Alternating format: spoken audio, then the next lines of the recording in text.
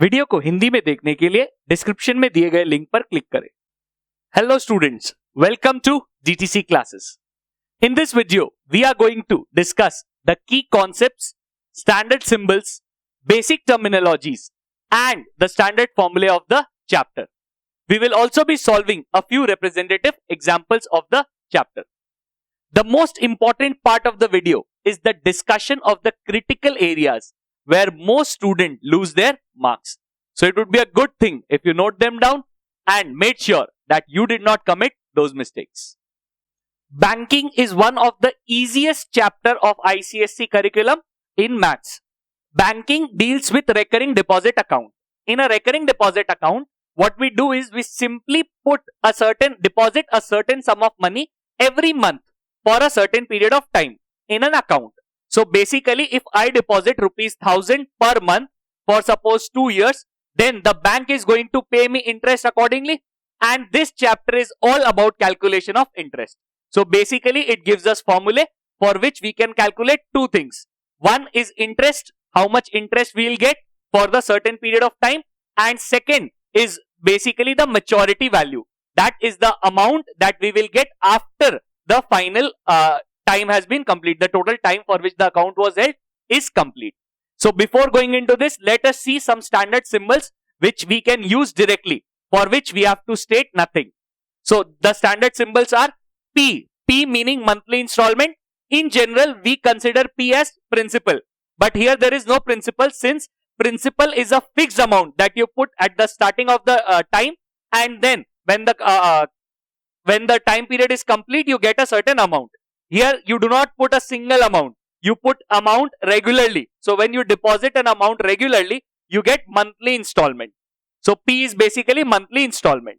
N is the number of months for which the deposit is held. So it is not the number of years, it is number of months. R is the rate of interest per annum that the bank offers you. I is the interest. It is calculated on a simple basis, not on compound basis, but it doesn't matter to us because we have certain fixed formulas. We'll just put the values in them and we'll calculate the interest. MV is the maturity value. Maturity value is the final amount that you get after the period of time has been complete, like after n number of months. There are only two formulas which are very easy. So you need to focus and do not make a mistake in writing or putting wrong values. So you need to be very careful in calculation, else everything is fine. First formula is for I, that is calculation of interest. So I is equals to P into N in brackets N plus 1 whole divided by 2 into 12 into R by 100.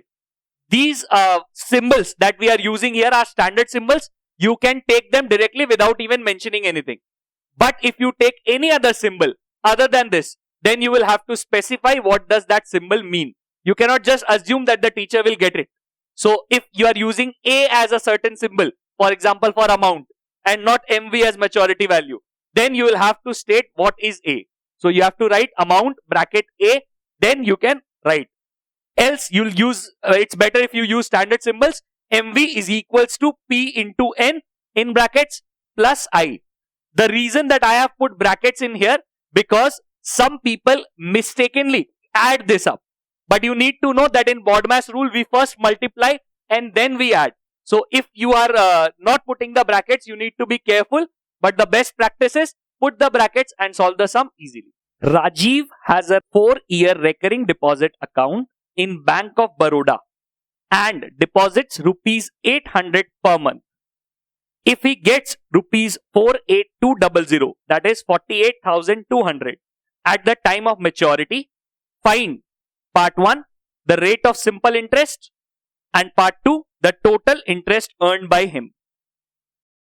First thing after reading the question, in fact while reading the question, you should do is copy the given data. Whatever the question is giving, whatever information it is being given, you should read the question completely and then write the details as given. So P, that is monthly installment, is equals to rupees 800. N, so since the account was held for 4 years, so N is equals to 4 into 12, that is 48 months. And MV, that is maturity value that he will get after the end of 4 years, is equals to 48,200. Now we will apply the formula of maturity value. MV is equals to P into N plus I. So P, the value for maturity value is 48,200. P is equals to 800. N is equals to 4800 and I is missing. So while transposing all of that to that side, we can get I. So 800 into 48 gives us 38,400. So if we transpose this to that side, we get I is equals to 48,200 minus 38,400. And the value of I is rupees 9,800. That is what we had to calculate in one part of the question. What is the interest that is earned by him? The interest earned by him is rupees 9,800. Now we use the formula for interest to calculate rate of interest. So I is equals to P into N plus 1 whole divided by 2 into 12 into R by 100. So we put the values. 9800 is equals to 800 into 48 in brackets 48 plus 1 divided by 2 into 12 into R by 100. Since R is missing and the rest of the values we already knew. So now we'll cancel things. So 0 zeros gets cancelled off. 12 into 4 is 48. 2 into 2 is 12. So 9800 is equals to 8 into 2. 48 plus 1, 49 into R. Nothing is remained in the denominator. So denominator is 1. So next thing we do is we transpose all of this to this side. Simply when it is here in multiplication, when we transpose it from the left, from the right hand side to the left hand side, we get, we bring all of this into the denominator. So R is equals to 9800 divided by 8 into 2 into 49. Quite a lot of people try to multiply this 8 into 2 into 49 and then divide it. I do not find it beneficial because if you are doing this, then first you have to invest your time in multiplying things. And then you have to divide by a bigger number, which will create a little bit of problem. You might make a calculation error. So it's always preferable to bring everything this side as it is. And then simply we can cancel things off. Like 48 into 2 gives me 98. So this is 200. 2 into 100 gives me 200. 4 2 into 2 and 25 into 4. So you get 25 by 2, that is 12.5%. So we have achieved, we have calculated the rate of interest, that is 12.5%. So at last we'll write a statement. The rate of interest is 12.5% and the total interest earned by him is rupees 9,800. While doing a sum, there are certain critical areas in which you need to be very careful. If you are not very careful, you may lose quite a lot of marks in a very easy sum. For an example, when you are solving a sum, you need to write the formula. Sometimes we are too eager just to write the values. We just write the values and we forget about the formula. I know the formula, but I have not written it on the paper, and therefore the teacher is going to deduct some marks for it. So here we have used two formulas and you should always write the formula. Second most important thing is you should always show that you have substituted these values. For an example, the value of P is 800 and the value of N is 48. So I have shown 800 into 48. I have not just orally calculated it and written it.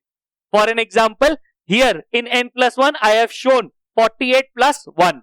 I have not just orally calculated 49, which was very easy to calculate, and just wrote it.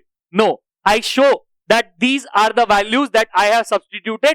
Now I can do my calculations. That depends on my mental speed. So I can do calculations in the rough work or orally and just use them directly. It is always better to show a few more steps than to skip a few steps. Skipping a few steps may make you lose few marks, but writing more steps will never cause loss of marks. Third, which is very, very critical, is the use of which implies, or you write or. Some students use this symbol or some student use which implies. Either of them you need to use them. Where is it used? Whenever you are solving both sides of the equation. When you are using both the left hand and the right hand side of the equation, you need to write either of this. You need to write or you need to write which implies. If you have not written it, teacher is definitely going to deduct some marks from your question. And the last, every question should have a concluding statement. So if you have a problem sum or if you have any question, you should write a proper statement. Always read what the question has asked you and then you should write a statement as we have written in this question. If you do not focus on these critical areas, you can lose quite a lot of marks, even if you have done the question correctly. So your solution was right, but you missed certain points and therefore you lost certain marks. Aisha has a recurring deposit account in SBI for 3 years at 8% per annum simple interest. If she gets rupees 8,088 at the time of maturity, find the monthly installment. As before, the first thing what we do is write the data. So the information that is given in the question. So n is equals to 3 into 12, that is 36 months. R is equals to 8% per annum and maturity value MV is equals to 8,088. Since the monthly installment is missing, so let the monthly installment be rupees X. So therefore P equals to rupees X. Now we use the formula for interest by to calculate interest. Obviously we cannot calculate interest directly. So we get a value of interest in terms of X. So P into n plus 1 by 2 into 12 into R by 100. So we substitute the respective values, X for P, 36 for n and 8 for R. So we cancel some things. 12 3 times is 36, 2 4 times is 8 and 4 25 times is 100. So we get 3 into 36 plus 1, that is 37 divided by 25 into X. 3 into 37 is 111. So 111x by 25. Rupees 111x by 25 is the value for interest. So interest has been calculated in terms of X. Now we use this value and substitute it in the formula for MV. So we have the value of MV. MV equals to P into N plus I. So 8088 is equals to X into 36 plus 111x by 25. We take an LCM. So 25 is the LCM. So 25 into 36, that is 900. So 900x plus 111x divided by 25. We transpose 25 to the other side. So we get 8088 into 25 is equals to 1011x. 1011 is transposed again and it comes in the denominator. So it gets divided.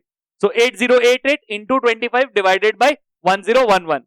We can easily see 1011 is 8 times 8088. So 8 into 25, that is 200. Obviously, you could have skipped some steps like this one. You could have directly written 200. It's okay. I always prefer to write a few more steps than to skip a step. So since the exam is not very lengthy and you get ample time to complete the paper, so it's always better if you write a few steps extra, not a problem. Therefore, the last statement is the monthly installment is rupees 200. If the video was helpful for you, please like the video and share it with your friends so that it can reach to maximum number of people. If you want to support me, please click on the icon and subscribe to the channel. Do not forget to press the bell icon so that you can get our every update.